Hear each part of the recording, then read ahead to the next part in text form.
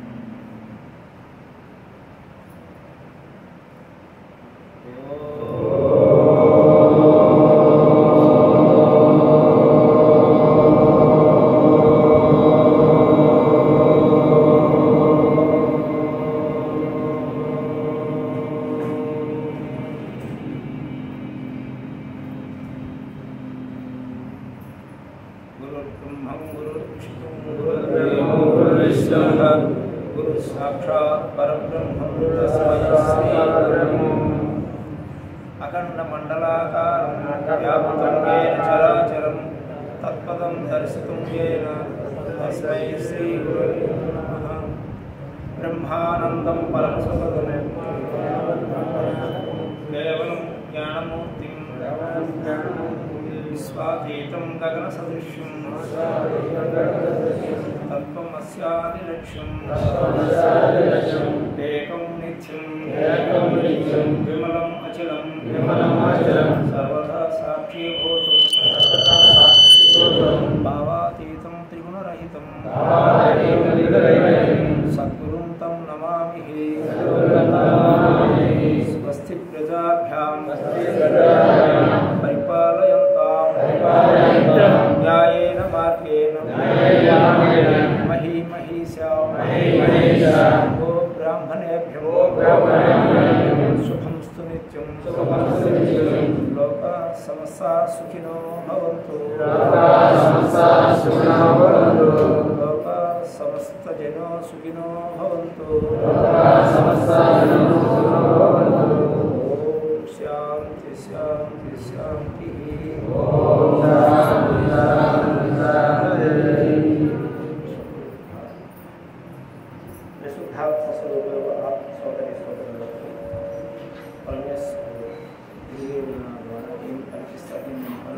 మనంతా శ్రద్ధలో ఇది ఆత్మసాక్షాత్కారం ప్రయత్నించింది.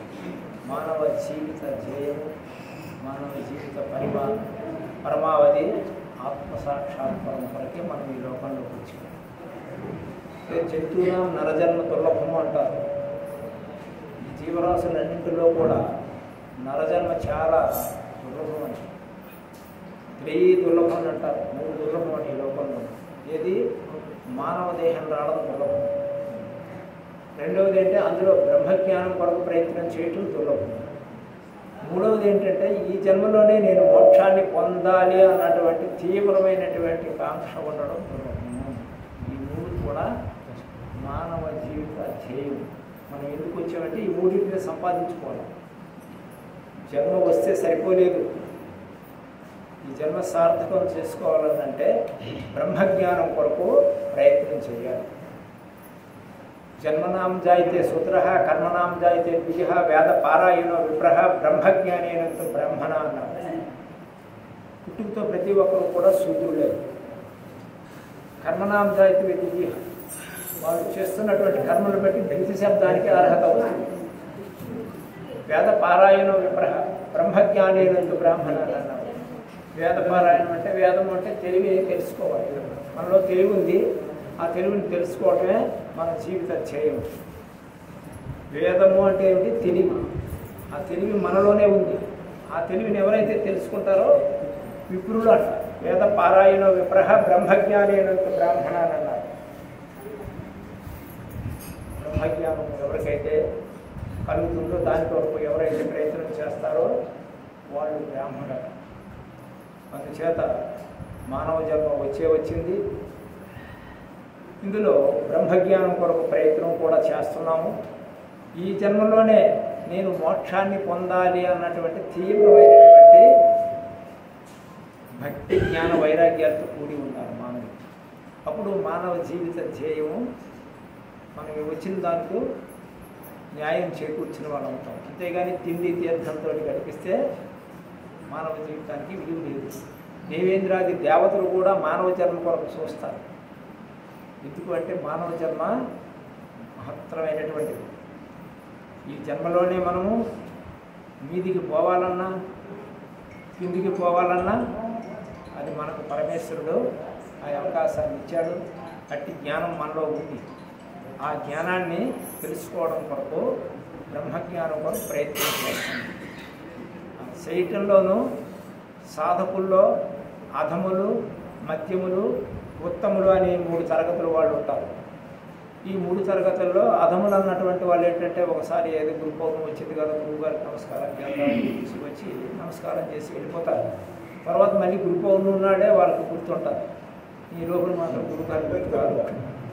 ఇది అధములు అని అన్నారు. అది ఇకపోతే మధ్యముడు ఏం చేస్తాడు? గురు పౌర్ణమి గురువు గారి దగ్గరికి వెళ్ళాము, ఏదో చెప్పారు, మరి మరో వెళితే సరిపోతుందేమో అని చెప్పేసి మధ్యముడు ఆ మధ్యలో కొంచెం 6 మాసాల తర్వాత జ్ఞాపకం వస్తాడు గురువు గారు. ఇక ఉత్తముడు ఏం చేస్తాడంటే నిరంతరం కూడా గురు పౌర్ణమిలాగే ఉంటుంది ఆయన. నిరంతరము గురు పౌర్ణమిలాగే ఎప్పుడైతే ఇప్పుడు గురు పౌర్ణమి ఈరోజు ఎలాగైతే చేసుకుంటామో ప్రతిరోజు కూడా అతనికి గురు పౌర్ణమిలాగే ఉంటాడు. అది పురుషుడి తాలూకు ప్రయత్నం. పురుషుడు అంటే జీవుడి తాలూకు ప్రయత్నం. స్త్రీ అని కానీ పురుషుడని కానీ కాదు. శ్రద్ధావాన్ లభతే జ్ఞానం అంటారు. ఎవరికైతే శ్రద్ధ ఉంటుందో వాళ్ళకే జ్ఞానం వస్తుంది. చూడండి, మన భౌతికమైనటువంటి ఒక MA, MS, IAS చదివించాలంటే కొన్ని కోట్లు లక్షలు ఖర్చు పెడతాము, ఎంతో కాలాన్ని ఖర్చు పెడతాము. అటువంటి కనపడనటువంటి నిర్గుణ నిరాకారుడు పరమాత్మ తెలుసుకోవాలంటే దానికి ఎంత శ్రమించాలి, ఎంత శ్రద్ధ ఉండాలి, ఎంత విశ్వాసం ఉండాలి చూడండి. అందుచేత గురుప్రసాదే అన్యప్రసాదే సుఖం నాస్తి మహీతనే అంటారు. పార్వతీదేవితో ఈశ్వరుడు చెప్తున్నటువంటి విషయము. పార్వతి, గురువు తాలూకా అనుగ్రహం లేదే అన్యప్రసాదే, అన్యంగా ఎన్ని ఉన్నప్పటికీ కూడా, కోట్లాది పతి అయినప్పటికీ కూడా, ఎంత ఎంత సంపదలు ఉన్నప్పటికీ కూడా, అన్యంగా ఎన్ని ఉన్నప్పటికీ కూడా సుఖం నాస్తి మహీతనే, ఈ భూమండలంలో వాడికి సుఖం లేదని చెప్పేశారు. అంచేత అందరూ కూడా ఈ శ్లోకం ప్రకారంగా ఎవడు సుఖాన్ని నాస్తి అంటే పొందలేడు. ఎవడ అనుగ్రహం ఉండాలి? గురువు తాలూకు అనుగ్రహం ఉండాలట. గురు ప్రసాదే అన్యప్రసాదే, అన్యంగా ఎన్ని ఉన్నప్పటికీ కూడా సుఖం ఈ భూమండలం మీద ఎవరికి సుఖం లేదట. అందుకు ప్రతి ఒక్కరు గురువు తాలూకా అనుగ్రహానికి పాత్రులు కావాలని ఉంది. పార్వతీదేవితో ఈశ్వరుడు చెప్తున్నటువంటి విషయం. నగురోరధికం గచ్చేత్ నగురోరధికం తదా నగురోరధికం తదా ఇది శివశాసనత ఇది శివశాసనత ఇది శివశాసనత అని ముమ్మారు చెప్తున్నారు పార్వతీదేవితో. పార్వతి గురువు కంటే అధికమైనటువంటి వస్తువు లేదు, గురువు కంటే అన్యమైనటువంటి వస్తువు లేదు, గురువు కంటే గొప్ప వస్తువు ఈ ప్రపంచంలోనూ లేదు అని చెప్పి ముమ్మారు చెప్పారు. అందుచేత గురువు తాలూకా అనుగ్రహము మనకు కావాలి అంటే శ్రద్ధ. నా భక్తాయ నా తపస్కాయ నా శుశ్రూష, నాకు భక్తుడు కానిటువంటి వాడికి, నాకు సేవ చేయనటువంటి వాడికి, నన్ను పొందదామన్నటువంటి తపన లేనటువంటి వాడికి ఇది చెప్పబోయే అర్జున అని చెప్పి భగవద్గీతలో స్వామి చెప్పారు. అందుచేత గాఢమైనటువంటి విశ్వాసం ఉండాలి. పరమాత్మను పొందాలి అన్నటువంటి ఈ జన్మలోనే, ఈ శరీరంతో ఉండగానే నేను మోక్షాన్ని పొందాలి అన్నటువంటి తీవ్రమైనటువంటి భక్తి జ్ఞాన వైరాగ్యాన్ని కలిగి ఉండాలి ప్రతి ఒక్కరం కూడా. శరీరం వచ్చింది, ఏదో తిండి తీర్థంతో గడిపేస్తున్నాను, కానీ ఈ జన్మలోనే నేను ముక్తి మోక్షాన్ని పొందాలి అన్నటువంటి జ్ఞానానికి ప్రయత్నం చేస్తున్నారు. ఉత్తములైనటువంటి వాళ్ళే నిరంతరం కూడా దాని కొరకే తత్కథనం తచ్చింతనం తద్ అన్యోన్యం ప్రబోధన. వాళ్ళు బుధులు అంటే జ్ఞానం అంట. ఆ పరమేశ్వరుడు గురుండే తత్వ అంటే పరమాత్మ, ఆ పరమాత్మ గురుండే చెప్పుకుంటారు, ఆ పరమాత్మ గురుండే చింతిస్తుంటారు, ఆ పరమాత్మ గురుండే సాధన చేస్తుంటారు, అన్యోన్యంగా కూర్చొని ప్రబోధన చేసుకుంటారు. పరమేశ్వరుడు అంటే ఏమిటండి? దాని గురిండే తర్కిస్తారు, దాని గురిండే చింతిస్తారు, దాని గురిండే సాధన చేస్తారు. ఇటువంటి వాళ్ళు బుధులు. అటువంటి వారికి అనన్య చింతలోకి వెళ్ళిపోతారు. అందుచేత ప్రతి ఒక్కరూ కూడా అనన్య చింతకు తయారు కావాలి. గురువు తాలూకు అనుగ్రహం కావాలనంటే భక్తి, జ్ఞానము, వైరాగ్యము ఈ మూడు ఉండాలి. ఒక పక్షి ప్రయాణం చేయాలంటే దానికి ఎన్ని ఉండాలి? 2 రెక్కలు, ఒక కొంచెం తోక ఉండాలి. ఈ మూడు ఉన్నప్పుడు అది సునాయాసంగా ప్రయాణము చేయగలుగుతాం. అలాగే మనకు ఎన్ని ఉండాలి? భగవంతుని పొందాలంటే భక్తి ఉండాలి, జ్ఞానం ఉండాలి, వైరాగ్యం ఉండాలి. ఈ మూడు ఉన్నాడే మనం భగవంతుడిని. ఈ పక్షి ఏ విధంగా అయితే 2 రెక్కలు ఒక తోక ఉంటే ఈజీగా పైకి ఎగిరిపోగలుగుతుందో, అలాగనే మనము కూడా పరమేశ్వరుని పొందడానికి ఈ మూడు సుగమం అవుతుంది, చాలా సులువైపోతుంది. దాని భక్తి అంటే అర్థం ఏంటి? భక్తి ఉండాలంటున్నారు, జ్ఞానం ఉండాలంటున్నారు, వైరాగ్యం ఉండాలంటున్నారు. ఈ మూడు ఉన్ననాడే భగవంతుడిని చేరుకోగలుగుతామట మనం. భక్తి అంటే నవవిధ భక్తి మార్గాలు ఉన్నాయి. నవవిధ అంటే ఎన్ని? 9 మార్గాలు ఉన్నాయి. వందనం, దాస్యం, అర్చనం, పాదసేవనం, స్మరణం, కీర్తనం అని ఆత్మనివేదన అని చెప్పి 9 విధ మార్గాలు ఉన్నాయి. కట్టకడకి ఎక్కడ రావాలి? ఆత్మనివేదన అంటే జీవ బ్రహ్మంలో ఏకం చేసే మార్గానికి రావాలి. ఆత్మనివేదన అంటే జీవుడు శివజీవైక్యం పొందడం కొరకు నివేదన చేసేయాలంటే మన మనస్సుని పరమేశ్వరుడికి అర్పణ చేసి మనసా వాచా కర్మణ త్రికరణ శుద్ధిగా భక్తి ప్రపత్తులతో పరమేశ్వరుడు ఆత్మశుద్ధి లేని ఆచారం అదియాల, బాండశుద్ధి లేని పాకమేళ, చిత్తశుద్ధి లేని శివ పూజలేలయా అంటాడు వేమంతుడు. ఆత్మశుద్ధి కావాలి, త్రికరణ శుద్ధి ఉండాలి. త్రికరణ శుద్ధి ఉండేటప్పుడు మనోవాక్కాయముల ద్వారా ఎవరైతే ఆ పరమేశ్వరుడికి సరెండర్ అయ్యి మనసా వాచా కర్మణ త్రికరణ శుద్ధిగా అంటే మనసు చేత, వాకు చేత, కాయం చేత సరెండర్ అయిపోతాడు. ఆయన చేస్తున్నటువంటి ప్రతి కర్మ, ప్రతి శ్వాస కూడా పరమేశ్వరుడు కదే మనస్సు నుంచి భక్తి ప్రపత్తులతో ఎవరైతే అనన్య చింతకు ఎదుగుతారో అటు వారికి నేను సులభుడు నన్ను భగవద్గీతలో స్వామి చెప్తారు. కాబట్టి భక్తి అంటే అర్థం ఏంటంటే, భక్తి అంటే స్వస్వరూప అనుసంధానం. భక్తి రీత్యా విధీయత అనే జగద్గురు ఆదిశంకరాచార్యులు వారు వివేక చూడమని చెప్తారు. మోక్షకారణ సామగ్ర్యాం భక్తిరేవ గరీసి స్వస్వరూప అనుసంధానం భక్తి రీత్యా విధీయత అని చెప్తారు. మోక్షానికి కావలసినటువంటి సామర్థ్యంలో భక్తి ప్రథమ స్థానం వహిస్తుంది. కాబట్టి ప్రతి ఒక్కరూ భక్తి ప్రపత్తులు ఉండాలి, భక్తి ప్రపత్తులు ఉండాలి, శ్రద్ధ కూడా ఉండాలి. ఉన్ననాడు పరమేశ్వరుని మనము పొందడానికి అది ఏమై ఉండాలి? స్వస్వరూప అనుసంధానమై ఉండాలి. తన స్వరూపం ఏమై ఉందో దానికి అనుసంధానం చేయాలంట. భక్తి అంటే ఈ 8 విధ భక్తి మార్గాలని విడిచిపెట్టేసి ఇక్కడ శంకరులు వారు ఏమంటున్నారు? భక్తి మోక్షకారణ సామగ్ర్యం, మోక్షానికి కావలసినటువంటి సామర్థ్యంలో భక్తి ప్రథమ స్థానం వహిస్తుంది. అది ఏమై ఉండాలో? స్వస్వరూప అనుసంధానం భక్తి చెంది. చూసారా? 8 విధ మార్గాలు కూడా ఓ పక్కకు పెట్టేశారు శంకరులు వారు. స్వరూప అనుసంధానం కావాలి. నేనెవడను, ఈ సృష్టి ఎట్లా ఉద్భవించింది, దీనికి మూలమేంటి, మరణం అనంతరం ఇందులో ఉన్నటువంటి ఆ శుద్ధ చైతన్యమైనటువంటి ఆత్మ ఏమవుతుంది, శరీరం పోయిన తర్వాత ఈ దేహం పోతుంది, దీన్ని విడిచిపెట్టేస్తుంది ఆత్మ. అప్పుడు ఏమైనట్టు, ఇందుకు శరీరం రాకపోవడం ఏమై ఉన్నాము, శరీరంతో ఉండేటప్పుడు ఏమై ఉన్నాము, శరీరం పోయిన తర్వాత కూడా ఏమై ఉన్నామో తెలియాలి. అంటే ఈ కాలంలో కూడా నాశనం లేనటువంటి ఆత్మస్వరూపులమై మనం ఉన్నాం. తెలుసుకున్నా ఆత్మస్వరూపులమే, తెలియకపోయినా ఆత్మస్వరూపం. తెలుసుకోవడానికి ఏం చేయాలి, స్వస్వరూపం అనుసంధానం చేయాలి. మన స్వరూపం ఏమైందో దాని మీద అనుసంధానం చేసి సాధన చేయాలి. అది భక్తి అని శంకరాచార్యులు వారు వివేక చూడమనిలోనూ చెప్తారు. కాబట్టి భక్తి అన్నది ప్రప్రథమ స్థానం. ఇంకా పోతే జ్ఞానము అంటున్నారు. రెండవది ఏంటి ఉండాలా, భక్తి తదుపరి జ్ఞానం వస్తుంది. జ్ఞానం అంటే ఏమిటి, నిత్య అనిత్య వస్తువేకం సాధన చతుష్టయ సంపత్తి కలిగి ఉండాలి. శిష్యుడు అన్నవాడు గురువు దగ్గరికి వెళ్ళేటప్పుడు సాధన చతుష్టయ సంపదలు కలిగి ఉండాలి. సంపద అంటే చతుష్టయం అయితే 4 సంపదలు కలిగి ఉండాలంట. ఒకటి నిత్య అనిత్య వస్తువేకం. మొట్టమొదటి ఏం తెలియాలి సాధకుడికి, గురువు దగ్గరికి వెళ్ళే ముందు శిష్యుడికి ఏం తెలియాలి, ఏది నిత్యము ఏది అనిత్యము అన్నటువంటి ప్రశ్నకు జవాబు వెతుక్కోవాలి. నిత్యమేది, కనిపిస్తున్న సృష్టి పరిణామంతో కూడుతుంది. సృష్టి స్థితి లైములు. పుట్టిందంటే వృద్ధి పొందుతుంది, వృద్ధి పొందింది కాలగర్భంలో కనుమరుగైపోతుంది. కాబట్టి ఇది యథార్థం. ఇది కావాల ఏదో ఒక శక్తి, అవినాశి అయినటువంటి ఆత్మ, దానిని పొందడం కొరకు నిత్యమైనటువంటిది అదే, సత్యమైనటువంటిది త్రికాలంలో కూడా అదే ఉందని చెప్పి సాధకుడు సత్యం కొరకు ప్రయత్నం చేయాలి. నిత్య అనిత్య. అనిత్యం అంటే ఏమిటి, ఉండి లేకుండా పోతుంది. నిత్యం అంటే ఏమిటి, ఎప్పుడు ఉంటుంది. ఆ ఉన్నదాని కొరకు ప్రయత్నం చేసినటువంటి అయి ఉండాలన్న సాధకుడు. మొట్టమొదట సాధన చతుష్టయ సంపత్తిలో మొట్టమొదట క్వాలిఫికేషన్. రెండవది ఏంటి, ఇహ అమూత్ర ఫలభోగ విరాగం. రెండవ క్వాలిఫికేషన్ ఏంటి సాధకుడికి, గురువు దగ్గరికి వెళ్ళేసరికి ఇహ అంటే ఈ లోకంలోనూ, అమూత్ర ఫలభోగ విరాగం, స్వర్గభోగ భాగ్యాలు, సెక్స్రందన వనితాది భోగ భాగ్యములు యందు కాకవిష్టాయాం, మలమూత్ర విసర్జన చేస్తే వాటి మీద ఎంత అసహ్యం కలుగుతుందో అంత అసహ్యం ఉండాలంట.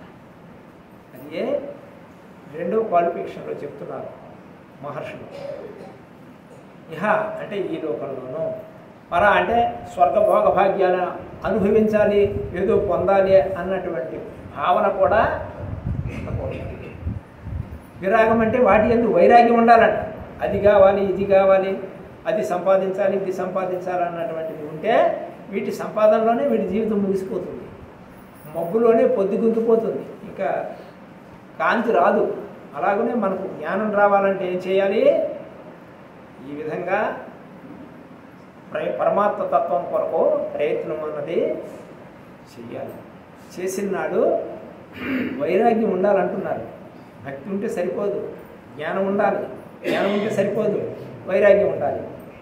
ఈ లోకం ఎందు కానీ భోగభాగ్యాలు అనుభవించాలి, స్వర్గలోకానికి పోవాలి, నేను భోగభాగ్యాలు అనుభవించాలన్నటువంటిది కూడా ఏవో వస్తువులు కావాలి, వాహనాలు కావాలి అన్నటువంటి లాలస బుద్ధి ఉండకూడదు అని అన్నారు. మూడవ క్వాలిఫికేషన్ ఏంటి సాధకుడికి, శమదమాది షట్క సంపదలు ఉండాలంట. షట్కం అంటే 6 సంపదలు కలిగి ఉండాలంట విద్యార్థి. గురువు దగ్గరికి వెళ్ళేసరికి ఈ క్వాలిఫికేషన్స్ ఉండాలి.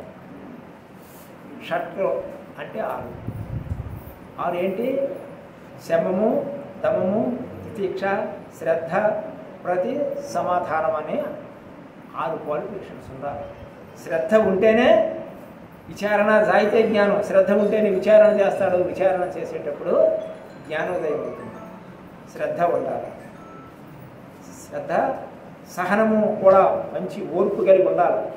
ఎన్ని విధాలు కష్ట నష్టాలు వచ్చినప్పటికీ కూడా ఏమాత్రం కూడా మనసు శరించకూడదు. ఉపరతి అంటే అంటే సమీపముగా పరమాత్మకు దగ్గరగా చేర్చాలి జీవుని. అలా ఉపరతి చెందినప్పుడు మనస్సు కూడా ఉపశమనం జరుగుతుంది. జరిగినప్పుడు తన తత్వాన్ని తాను తెలుసుకోగలుగుతాడు. శ్రద్ధ, సమాధానం అంటే తనకు సమాధానం కూడా జరుగుతుంది.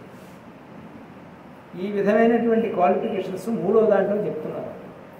శిష్యుడికి కావలసినటువంటి క్వాలిఫికేషన్లో శ్రద్ధ, సమాధానం, ఉపరతి, తితీక్ష, మంచి పట్టుదల, ముందుకేసిన కాలు వెనక్కి తీయకూడదు.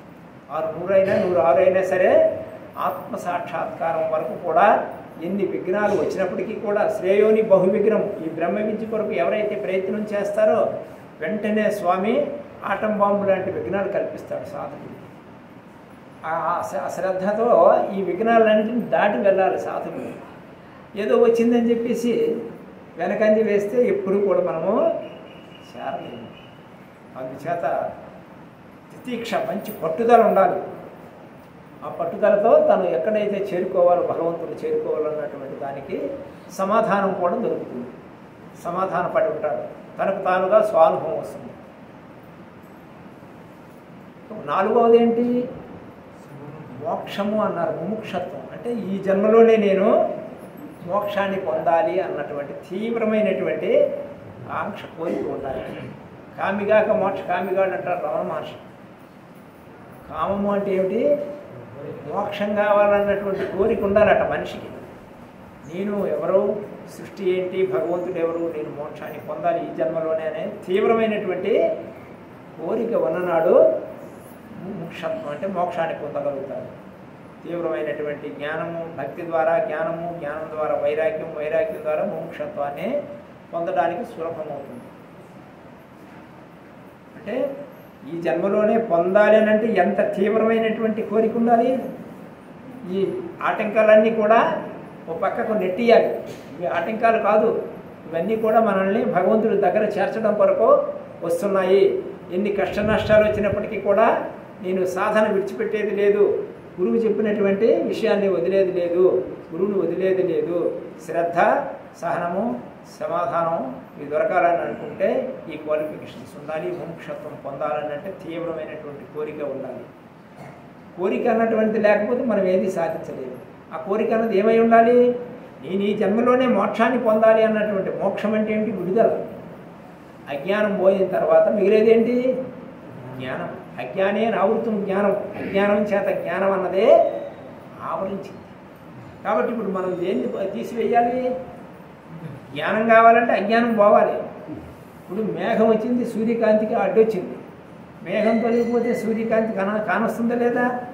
అలాగే అజ్ఞానం అన్నటువంటిది మనకు ఆటంకపరుస్తుంది. అజ్ఞానం పోతే మిగిలేదేంటి? జ్ఞానాన్ని ఆవరించింది అజ్ఞానం. అజ్ఞానం పోతే మిగిలేది జ్ఞానమే. జ్ఞానం చేత మోక్షాన్నే పొందుతున్నారు. అయితే జ్ఞానం అంటే ఏమిటి?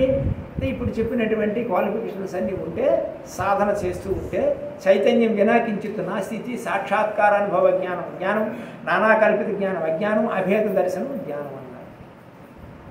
మహర్షులు ఏమన్నారు? ఒక శక్తికి మినహా ఈ సృష్టిలో ఏమీ కూడా లేదు, ఆ చైతన్యమే ఉంది అని ఎవరైతే తెలుసుకొని ఆ చైతన్యాన్ని పొందడం కొరకు తీవ్రమైనటువంటి సాధనలో ఉంటారో దానికి మినహాకించేది లేదని, దాన్ని సాక్షాత్కరింపజేసుకోవాలి నేను ఈ జన్మలోనే అనే తీవ్రమైనటువంటి భక్తి, జ్ఞానం, వైరాగ్యం ప్రపత్తులు ఎవరికైతే పుట్టాయో అటువంటి వారికి అది లభ్యం అవుతుందని వారిలో చెప్పారు. కాబట్టి మనం ఏం చేయాలి? భక్తి శ్రద్ధలో లోపించకూడదు. ఎన్ని ఆటంకాలు వచ్చినా దానికి ముందుకేసిన కాలు వెనక్కు తీసేమంటే మనము